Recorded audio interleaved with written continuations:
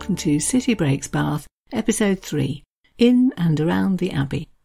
So this episode is going to address the question of what happened between the departure of the Romans and the arrival of Jane Austen and friends. Well, quite a lot really.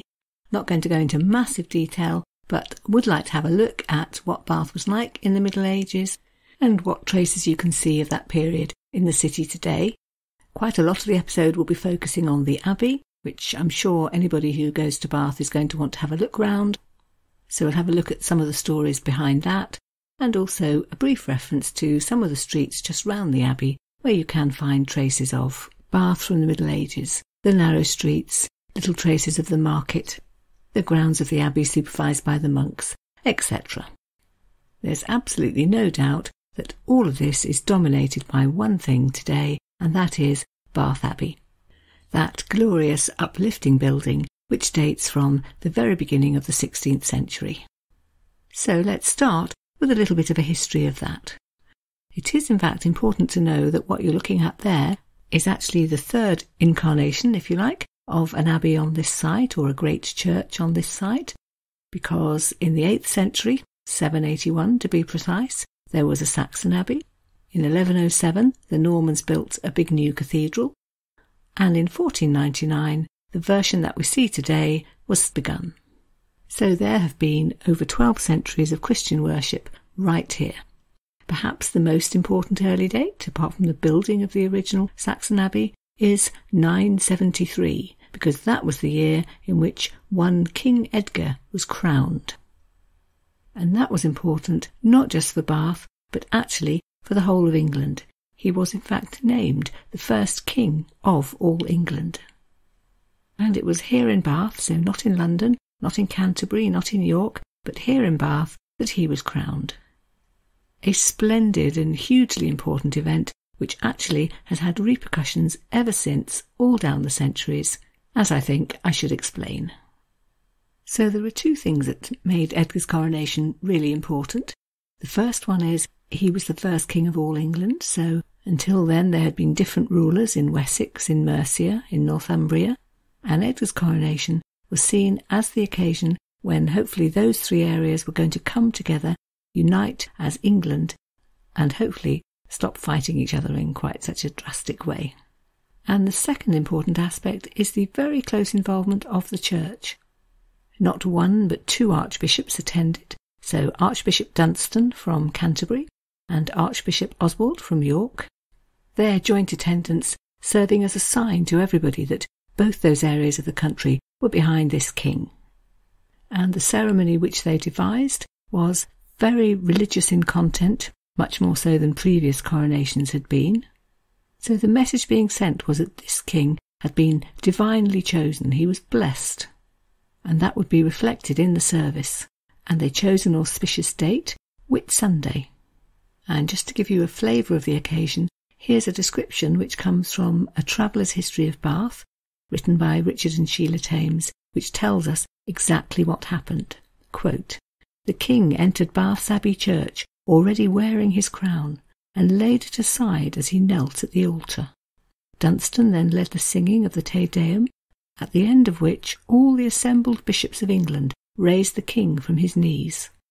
Edgar then swore an oath, repeating his pledges from the Archbishop's dictation, that the Church and all Christian people should enjoy peace for ever, that all wrong and robbery should be forbidden, and that all judgments should be made with justice and mercy." The two authors then go on to explain the sequence of events in the service. So an oath was taken, there were prayers, the king was anointed by both archbishops, so again showing their unity. And then a song was sung, which you may well know if you followed anything about coronations in the present day, and that's called Zadok the Priest, chosen carefully to underline the fact that this was God's work. This king had been chosen by God himself. That's because Zadok was the king who anointed Solomon in the Bible, and as the story is told in 1 Kings chapter 1, we're made very aware of the divine element of this. Quote, "Zadok the priest and Nathan the prophet anointed Solomon king, and all the people rejoiced and said, God save the king, long live the king, may the king live forever. Amen, Alleluia. And those words, first used in this coronation in 973, have been used ever since at every single coronation. Perhaps you know them from the words of the song which Handel composed for the coronation of George II in 1727. So a fine old English tradition, but it begins right here in Bath Abbey in the year 973. We know that everybody assembled in the abbey joined in the bit which says, "Let the king live forever." We know that Edgar was given a ring and a sword, that Dunstan himself put the crown on his head, and that the two archbishops then conducted him to the throne. Following that came the anointing of Elfrida, Edgar's queen. She too was crowned, and then after that, of course, a huge banquet at which both Edgar and Elfrida presided on separate tables. Quite a lot of this information comes from a history known as the Anglo-Saxon Chronicle, and here, just to give you the flavour of it, are a few lines from that. In this year, Edgar, ruler of the English, was consecrated king by a great assembly in the ancient city of Aesmanasiastra, also called Bath by the inhabitants of this island.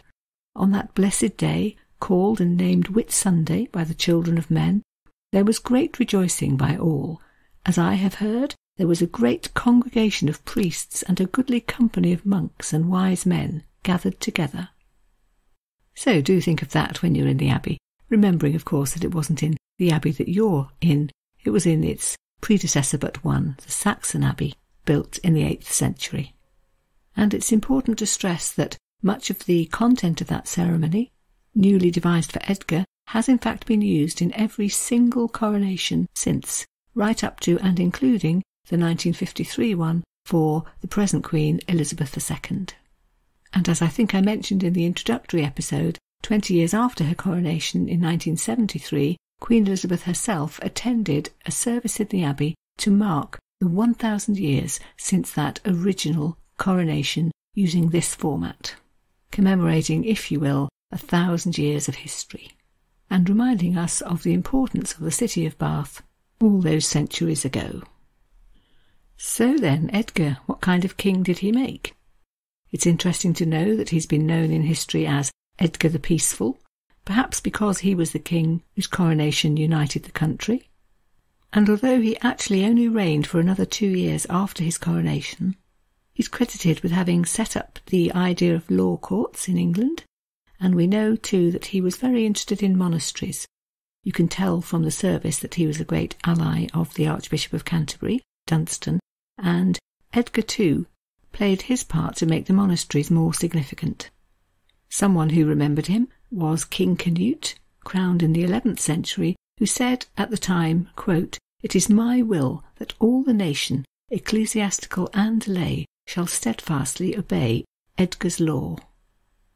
We skip forward a century or two from Edgar's coronation to 1091.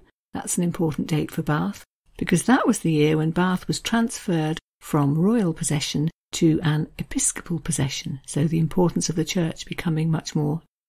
And that was the period at which it was decided that they would demolish the Saxon Abbey and build an ambitious new cathedral in the Norman style. This was done. It wasn't really one building, it was a whole complex, including a chapter house, cloisters, a refectory, and an infirmary, so really a complex that was going to be the centre of the city. If you're wondering what happened to that, I'm afraid the answer is disaster struck.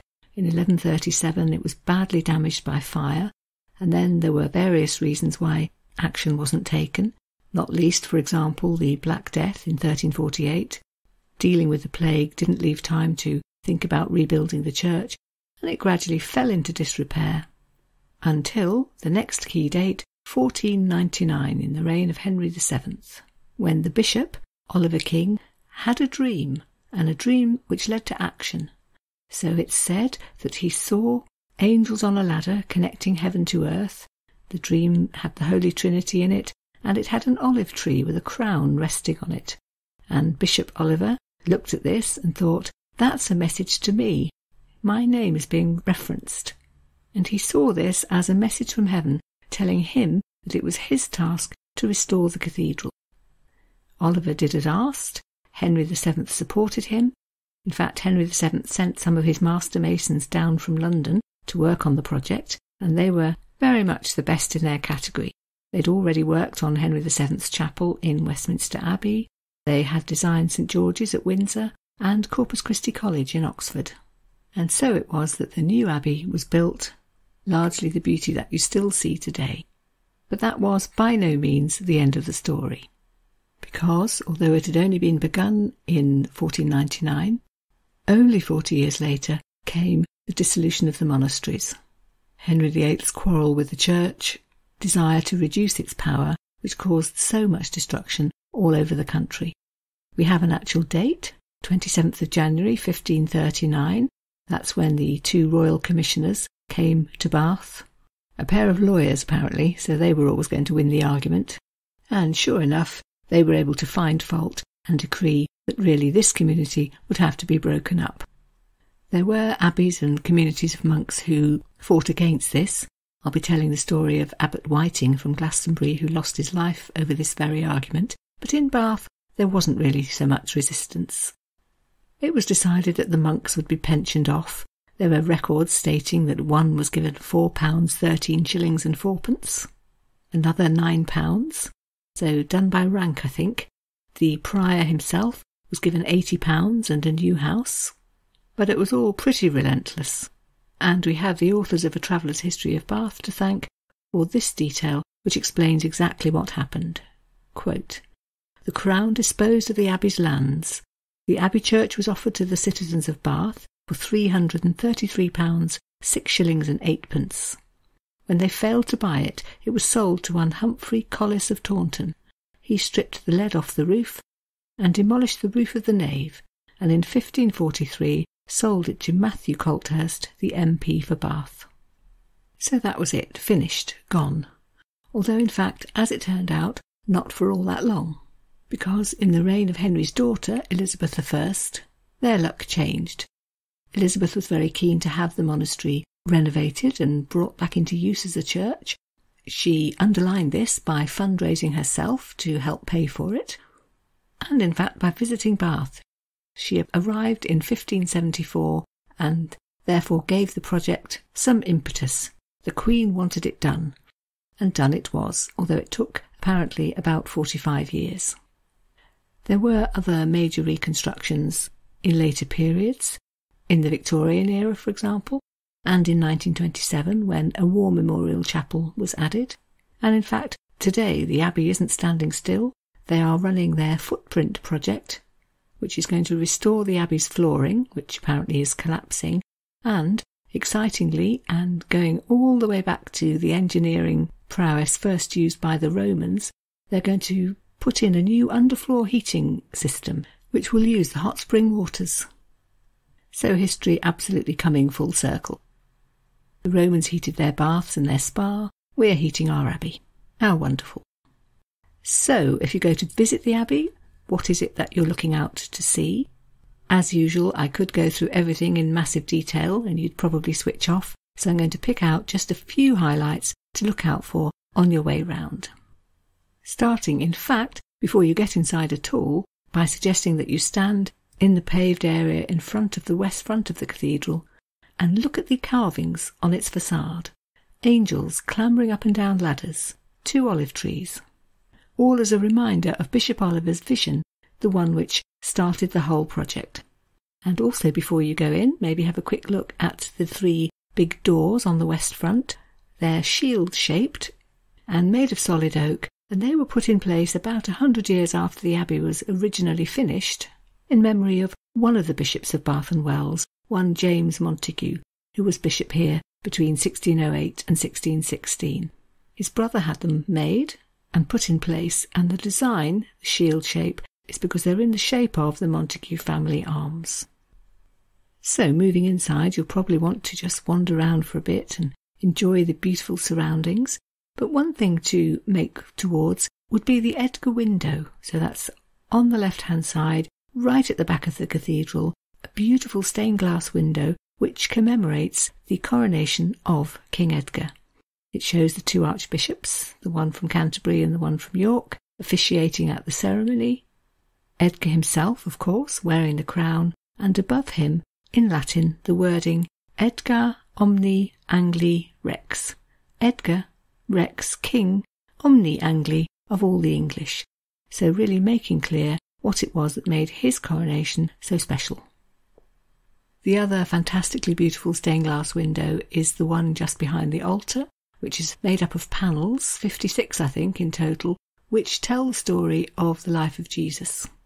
Starting at the bottom left with a panel dedicated to the Annunciation, so the arrival of the angel to visit Mary to tell her that she was going to have a baby who would be the Son of God.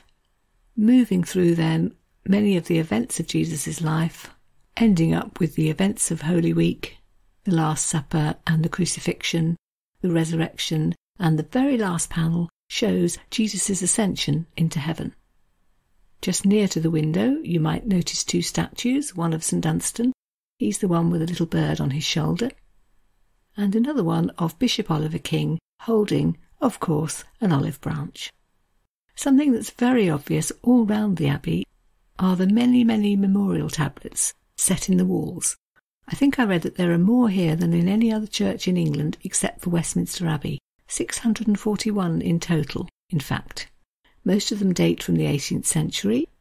They include some people that you will have heard of, or certainly will have heard of by the end of the series. Beau Nash, for example, the larger-than-life master of ceremonies who presided over proper behaviour in elegant Bath of the 18th century, and he has an epitaph which reads, Bathoniae elegantiae arbiter, so the arbiter of the elegant manners of Bath. You might notice panels to Sir Isaac Pitman, who invented shorthand. He lived and worked in Bath. There's one for the artist William Hoare. There are lots for people that you probably haven't heard of but who did amazing things. So examples of those would be Sir Richard Hussey Bickerton, for example, who served alongside Admiral Nelson at Trafalgar. Then there's one to a Dr. Sibthorpe, whom we are told wrote a 10-volume study of the plant life of Oxfordshire, identifying 12,000 different specimens. Who knew? There's also one to James Thames Grieve, who was physician to Empress Elizabeth of Russia. And there are many more to more ordinary people, many of which read very poignantly. So I picked out one to just read in total, a terrible story of a father in the 19th century who lost his little daughter and his wife in very quick succession, 2 days apart. It doesn't really say who exactly they were, it doesn't tell us what happened to them, but it does give a very poignant picture of the fragility of life in the 19th century. It's one of the first tablets on the left-hand side as you go in, and it reads as follows. To the memory of Mary Rouse, youngest daughter of Joshua Rouse, Esquire.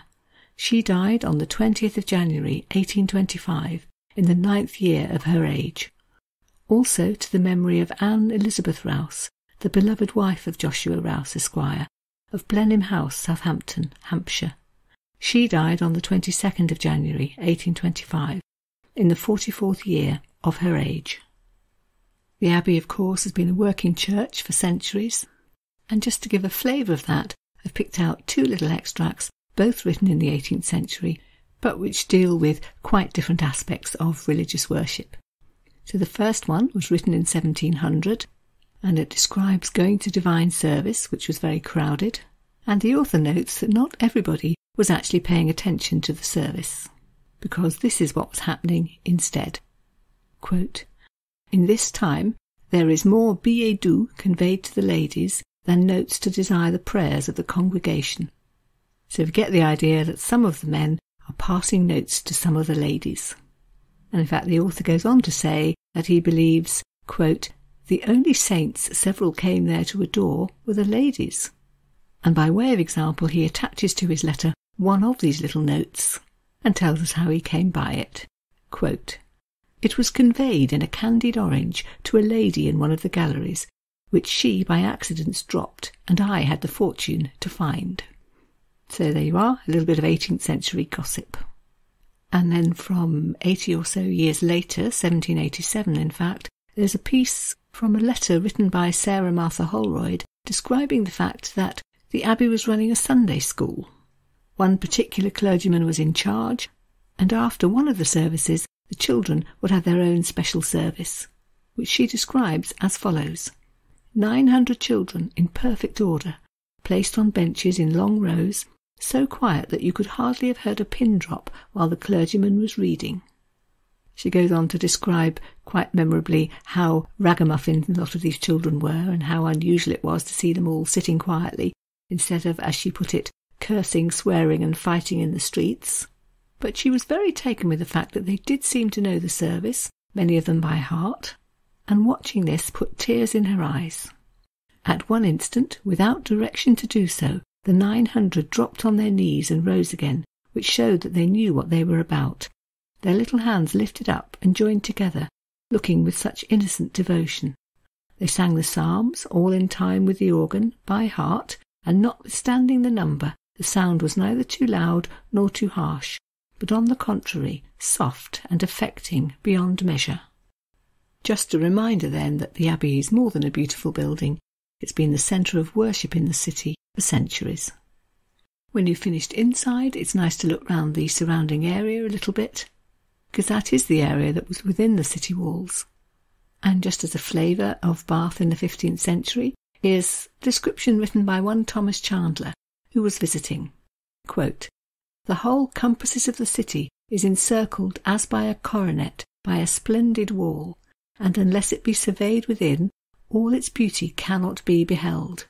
For it has not less of beauty within its walls than without, nor are only one or two of its streets neat and elegant, but all its parts. What shall I say of the antiquity and nobility of its origin?" So, a visitor who was really impressed. What then was Bath actually like in the Middle Ages? Well, it was a bustling town, a centre for the woolen trade. Wool was brought down from the hills. The monks in the abbey developed the weaving trade, and Bath gradually became a centre of the cloth trade in general. If you look at a list of the mayors of Bath since 1230, which I happen to have done, you can see that some of the early entries actually reflect this. So the mayor in 1237 was one Henry Le Tailleur, EUR, so a sort of vaguely French-sounding name, and in 1262, so 25 years later or so, was also a mayor, perhaps his son or his grandson, called, with more English spelling, Henry Taylor. It's also the case that the patron saint of Bath is St. Catherine, who is usually pictured with a spinning wheel and who is the patron saint of spinning and cloth making. North Parade is one of the older streets in Bath, a little alleyway leading from behind the Abbey back towards the river, much frequented by visitors to the city because it contains Sally Lunn's old tea shop. There's a plaque on the building labelling it the oldest house in Bath, saying it's been there since 1482. There's some questioning as to how accurate that is, but what we do know to be true is what the follow-up to the inscription says, namely, quote, "Sally Lunn lived here in 1680. Sally Lunn was French. She was believed to be possibly a Huguenot baker who'd fled France, where Protestants were being prosecuted. Many of them came to England. She's thought to have been one of them. It's thought that maybe her original name was Solange Luyon, and that got anglicised to Sally Lunn. Anyway, she set up a bakery here, and even in those days everyone likes a bit of French patisserie, so she did very well, was very popular, became a place that posher people in Bath would visit to have their tea, and her fame spread. She's mentioned, for instance, in a Dickens novel as, quote, "Sally Lunn, the illustrious author of the tea cake," and it remains true to this day that having a cup of tea and a tea cake at Sally Lunn's is very much a favourite thing to do in Bath. I'd almost say a must-do, although tea at the pump room is also very nice. Perhaps if you stay more than a day, you'll have time for both. That building, in fact, was excavated in the 1980s, and a medieval faggot oven was found inside, proving that it definitely did predate 1680 when Sally Lunn moved in, even if we're not quite sure of the exact date. And in fact, they discovered a hidden floor as well, under which there were some Roman remains, and that's become a tiny little museum, and you can pop down and have a look before you have your tea. We know too that Bath was a bustling market town, and that the market was held on the site of the Guildhall, which stands between the back of the Abbey and the river. It's still a market today, in fact, and there's a big sign in there giving some indication of the history, which reads as follows. Bath's market was described in 1371 as having been held by the Bishop of Bath and Wells from time immemorial. At that time, the market was held on Wednesdays and Saturdays, from October until Palm Sunday. It took place in the open air in the High Street, and all kinds of things were sold. Bath was an important wool town, and woolen cloth, as well as animals and provisions, passed through the market. In medieval times, a market cross once stood in the High Street, but this was replaced by a market house, built in the middle of the street in the 1550s. There are some drawings of the market house in 1610, which you can look at, and as the notice points out, they are next to the stocks and pillory, so again giving a little flavour of crime and punishment in that era. And finally, of course, in this period, Bath was still a spa town, or a spa town of sorts. We're past the Roman era with the elaborate bathing.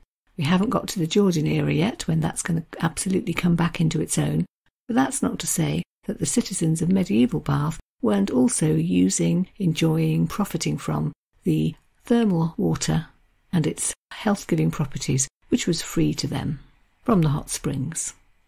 So Henry VIII sent his librarian, John Leyland, down to Bath. I think he was touring libraries looking for ancient manuscripts, but he wrote about his visit and made reference to the hot springs. He was writing in 1533, and really he had two things to say about the waters of Bath.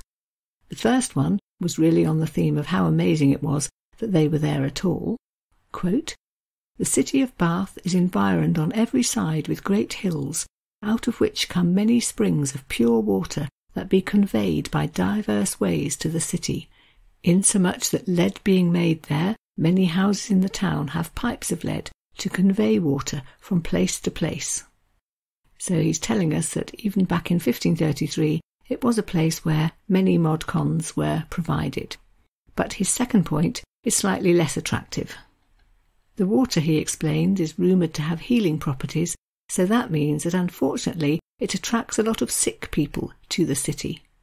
And he didn't mince his words, because he tells us that he saw, quote, "sufferers from leprosy, pox, scabs and great aches." Hopefully the leprosy, the pox and the scabs are a thing of the past, certainly no longer the topic of polite conversation in elegant Bath. But his writing does serve as a reminder that it wasn't just the Romans and the Georgians who knew how to make the most of the spa waters. And that leads me nicely on at the end of this episode to the topic of next week's, because I'm proposing to treat the whole topic of Bath as a spa town, with lots more detail from across the ages of the ways in which people used the waters for relaxation, for treatment, for health, from Roman times right up to our own 21st century. So finishing with a little piece on the ultra-modern spa facility, which was built in, I think, 2005 it opened, with the Millennium Grant, the Thermae Bath Spa. So for the moment then, we're going to leave medieval Bath behind and move on to other things. I hope very much that you've enjoyed visiting medieval Bath, that perhaps you feel inspired to visit the Abbey, to wander in its surroundings, perhaps to partake of tea and a Sally Lunn, but that equally you're interested to join me next week and hear more about a different aspect of the city. So for the moment then, thank you very much for listening, and goodbye.